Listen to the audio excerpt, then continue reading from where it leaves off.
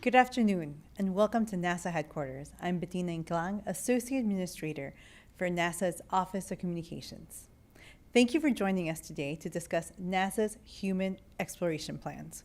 Working with our commercial and international partners, we'll land astronauts on the moon again in the next decade. We will also push human exploration farther into the solar system than ever before, including Mars. Today, we'll hear from NASA Administrator Jim Bridenstine and William Gerstenmaier, Associate Administrator for Human Exploration and Operations Mission Directorate. Jim, over to you. Well, thank you, Bettina. I appreciate your hard work in putting this together. And thank you to all the folks who are partnering with us on this big objective. So today, we're highlighting a broad agency announcement about putting humans back on the surface of the moon. And of course, you're here today because one of your company is interested in participating in this activity. And we're very interested in your participation in a way that maybe historically NASA hasn't involved commercial industry the way we're involving it today. And I'm going to tell you why we're doing it. The President issued what we call Space Policy Directive 1. It says that we're going to go back to the moon. And I like to say that we're going to go forward to the moon. We're going to go to the moon in a way that we've never gone to the moon before. We're going to go with international partners. We're going to go with commercial partners. And here's the key element. We're going to go sustainably. In other words, this time when we go to the moon, we're going to stay. So we're not going back to the moon to leave flags and footprints and then not go back for another 50 years. We're going to go sustainably to stay with landers and robots and rovers and humans. And that's what we're here to talk about today. We're going to put humans on the surface of the moon. We're going to build an architecture where we can go back and forth again and again and again. Another piece of Space Policy Directive 1 is actually using the resources of the moon. It was discovered back in 2008 that there was potentially water ice on the surface of the moon. In 2009, NASA did a study, and we've now discovered that there's hundreds of billions of tons of water ice on the surface of the moon. So, new American policy, we're going to utilize the resources of the moon. Water ice represents oxygen, air to breathe. It represents water to drink. In other words, life support. But it also represents rocket fuel. Hydrogen and oxygen is the same fuel that powered the space shuttles. So all of that is abundant in hundreds of billions of tons at the poles of the moon. So we're going to go back to the moon. We're going to go forward to the moon. We're going to go with international partners and with commercial partners. We're going to go sustainably. We're going to utilize the resources of the moon. We're going to retire risk. We're going to improve technology. And then we're going to take as much of this as possible and replicate it at Mars. And this is all part of the President's Space Policy Directive 1 that we here at NASA are charged with moving out on. And friends, we're moving out very quickly. When we think about this architecture, we now have more agencies on the face of the planet than ever before. And we've demonstrated that with many of these agencies, like on the International Space Station, we can all do more together than any one of us could do alone. And even better than having more agencies on the face of the planet than ever before, we also have more private companies, more private industry that is interested in this kind of activity, which enables us to do more than we've ever been able to do before. NASA has an objective. When we think about what we've already done in low Earth orbit with commercial resupply, our objective is to be one customer of many customers in a robust marketplace for low Earth orbit. If we're one customer of many customers, the costs go down. But we also want to have numerous providers that are competing on cost and innovation. And because of that, access to space is going up, and the cost to access to space is going down. We've demonstrated it with commercial resupply to the International Space Station. We're now demonstrating it this year when we launch American astronauts on American rockets for the first time since the retirement of the space shuttle in 2011. We're going to demonstrate this with commercial crew, taking our astronauts back and forth to the International Space Station. So then the next step is, how do we take advantage of all this commercial industry and actually apply it to the moon? And really, that's what we're here to talk about today and get your feedback. For this particular industry day, we've actually decided to open it up and let NASA TV in. And of course, they're going to see firsthand kind of what we're up to today. And I'd like to, for now, turn it over to the Associate Administrator for the Human Exploration and Operations Mission Directorate here at the NASA headquarters, and have him talk a little bit about what this architecture is and why it's important. And then, of course, I'll take it back from you, Bill. But Bill Gerstenmaier, Associate Administrator, Human Exploration and Operations.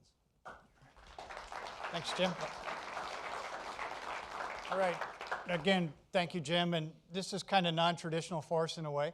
We typically do industry days, and we do them in a little more closed format than this. But this is the beginning where we really Jim and I wanted to kick off and kind of show you the bigger architecture, the things we're planning, and how we think this is very different than what we did before when we went back to the moon with humans. This is really sustainable. This is going to be fast. We're going to need the best and brightest from you in industry. We're going to need the best and brightest from the international partner community to pull all this off. And we've got a great plan to do this. It all fits under Space Policy Directive 1 with sustainability.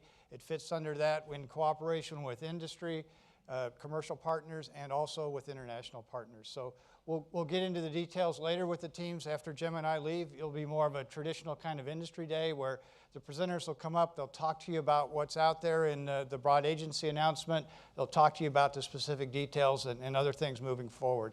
But kind of as part of the overarching picture, let me just show you a couple pictures that are in the broad agency announcement. So if I could have the first slide, please. This is the descent landing test that we would like to do in 2024. Again, this is the reference architecture. So this is what the basis is for the broad agency announcement. We want you to work to this to give us ideas for this activity. The idea is we get proposals from you by the 25th of March. We'll evaluate those, kind of make selections in May, and then the goal is to have you on contract by July. We'll work through a 6-month study phase. So the idea is, how do these pieces fit together? How should they be designed? Where is the right reusability? Where's the right interfaces? What are the critical pieces of this? But we're also open that if there's some other, totally different architecture that isn't based off of this reference plan, we'll look at that. We'll look at that in light of the objectives, the bigger objectives of sustainability, open architecture, and going fast, and we'll see if it makes sense, and if it meets those other bigger open architecture kind of ideas, we'll go evaluate that probably in some other activity other than this broad agency announcement. But this is the broad agency announcement. This is the reference configuration that we've studied, but we're not naive enough to think we've thought of all the pieces of this. We want your inputs, and that's the details that you'll be able to give through this study period of 6 months. And we plan to carry multiple providers through this 6-month period. And not only the providers are doing the study, but in the spirit of going fast, we can actually down select out of this and actually go to hardware development and actually go to flight with these concepts. So this is a way for us in the speed aspect to look at a new acquisition approach. So we see this as the descent capability, this demonstration.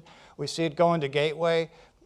We believe in 2024 we'll be able to launch both the Orion capsule and a small utilization module to Gateway, and that will be the docking place where the descent lander can dock to, and then it can go down and land on the moon.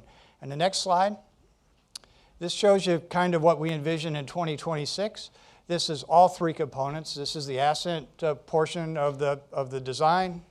It's also the descent piece, and then also the transfer vehicle. So in this broad agency announcement, we're asking you to look at the descent vehicle, to look at the ascent vehicle, and to look at refueling.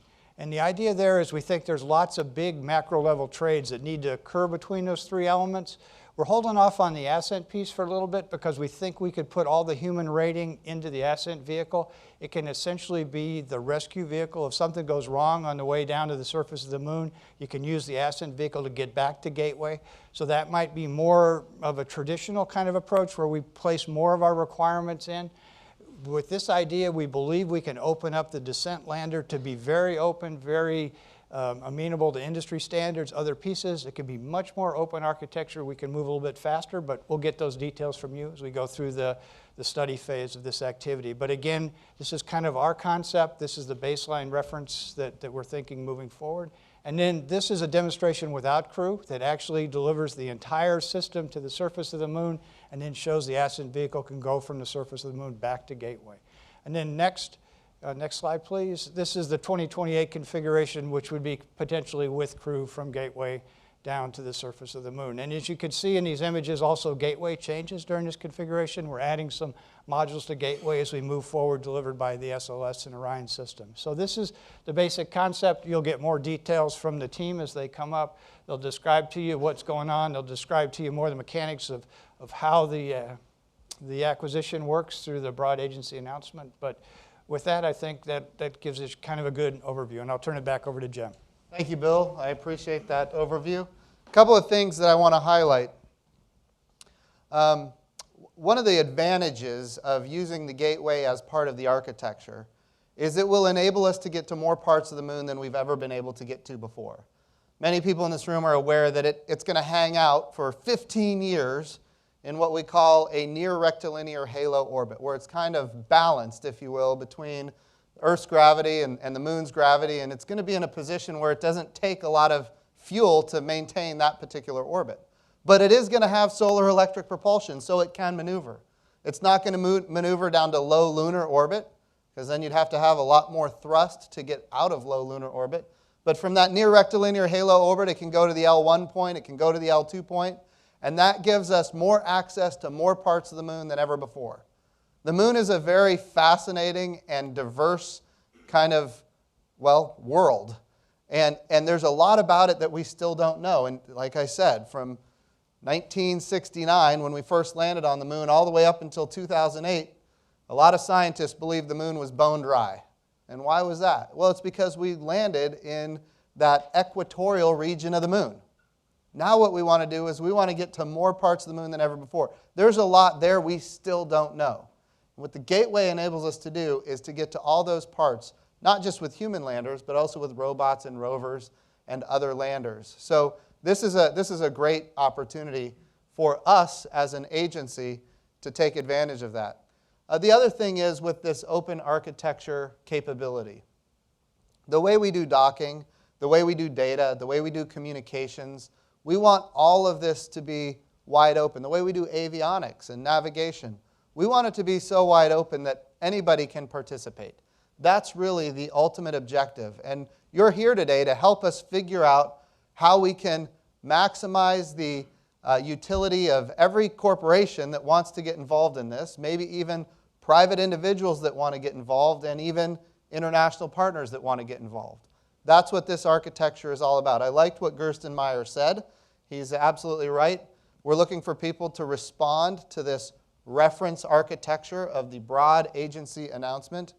But that doesn't mean other ideas are off the table, and it doesn't mean that other ideas could not be utilized by the agency. So I really am excited about this, and I'm excited about Industry Day, coming here to NASA headquarters and being able to share with you kind of what the vision is, and of course hear back from all of our partners on this kind of big objective. So with that, Bettina, thank you for allowing us to open up this Industry Day like this, and I appreciate you, and all of you for being here.